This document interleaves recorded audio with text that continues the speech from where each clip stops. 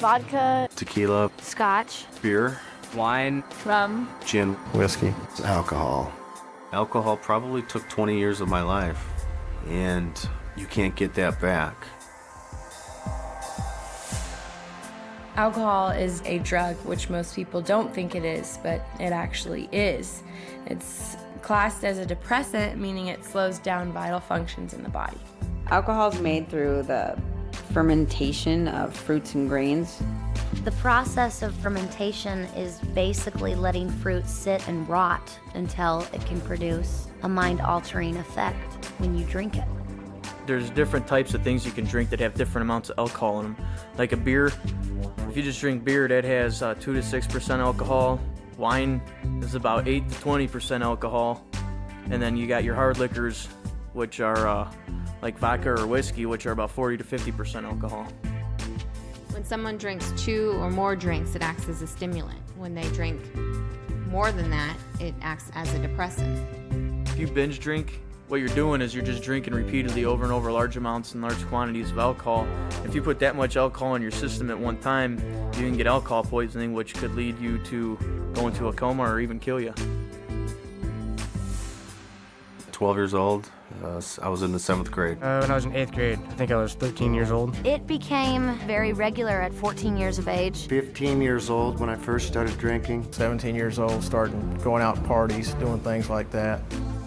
At first, drinking was a sociable thing, you know, I drank with my friends. Thought I was really cool going out with all the older guys, and I'd try to show off in front of them and drink myself stupid. They just go out and party all night. By the time I was probably 15 is where I started drinking at school.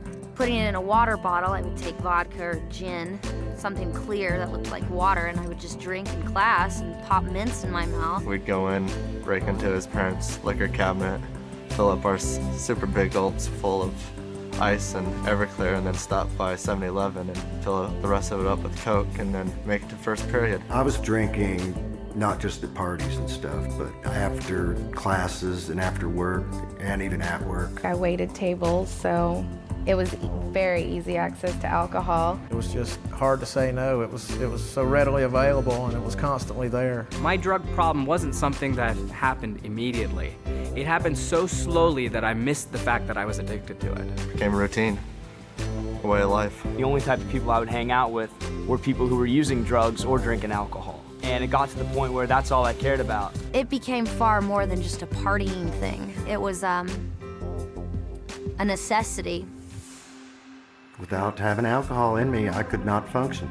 We kind of became a loner because all I ever wanted to do was just drink and drink and drink. It felt like it was my only friend. Felt like that it was always there for me somewhere.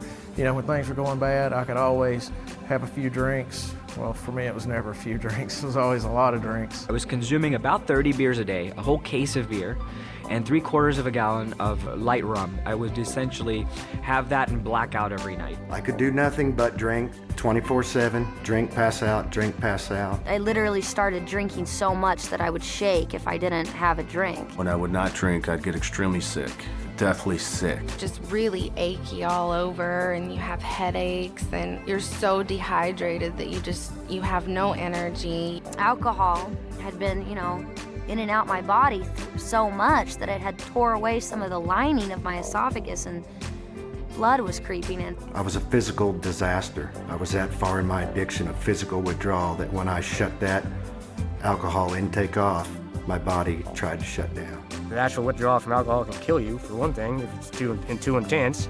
Your body has no vitamins or is dehydrated, and you can have DTs, you can seizure to death. That's terrible. I got a phone call, that my father was in the hospital and that he was really, really sick, and that he wasn't gonna make it. So the next day I got on a plane to go home. And my only way to confront this was to drink alcohol. So I showed up at the airport pretty drunk, and my family, saw me there, and, they didn't know what to say. The worst thing about it is that my father was kept conscious so that he could see me before he passed away. But instead of disgracing his memory, they'd put him on life support. I had gotten kicked out of this bar for fighting. I was beyond drunk, and I was attacked and raped. And I went home and I stayed in my apartment for a week. My mom would come knocking on the door. I'd pretend I wasn't home. I felt like it was my fault. You know, I was the one that was at that bar. I was the one that was getting drunk. I went home and I had a roommate, and for some reason we got into an argument which resulted in a fight, and the cops got called. I blacked out for part of it, so I couldn't figure out why I was waking up in jail. I drank some beer there at the bar inside the airport. I just ordered another beer and put my backpack on and started walking through the terminal smoking a cigarette. I didn't care what I was supposed to be doing, and I ended up getting a fight with the police there at the airport, and I woke up in jail. I had staples in my head. In the military, I woke up and I actually had to crawl on my hands and knees off the flight deck of the carrier because I couldn't walk, and then I got discharged from that and lost a girlfriend and a kid and my whole life. I drank to blackout one night. Well, sometime about an hour later, I got back up. I went to my bedroom. My wife wasn't there. I went to the girls' bedroom, and they were all in the bed together, basically hiding from me through a blackout. And I decided right then that I couldn't stay there anymore. I was afraid I was going to hurt someone in a blackout. You know, I haven't had a drink in 3 years, yet I'm reminded daily of my alcohol abuse because of the long-term effects. I have horrible short-term memory, and it makes everyday life very difficult for me. Just remembering names, remembering how to do things. As a result of alcohol, I had high blood pressure, and I still have it. It destroys your internal organs, and I mean, it can destroy your brain functions, your handwriting, small motor skills. It's definitely a poison. I have liver pains, bone and muscle aches that just used to not be there, and it's not from age. I'm not that old. I should be in my prime right now, and I've probably aged myself 20 years through alcohol abuse. Alcohol is slow to kill, but it's the most hideous form of death.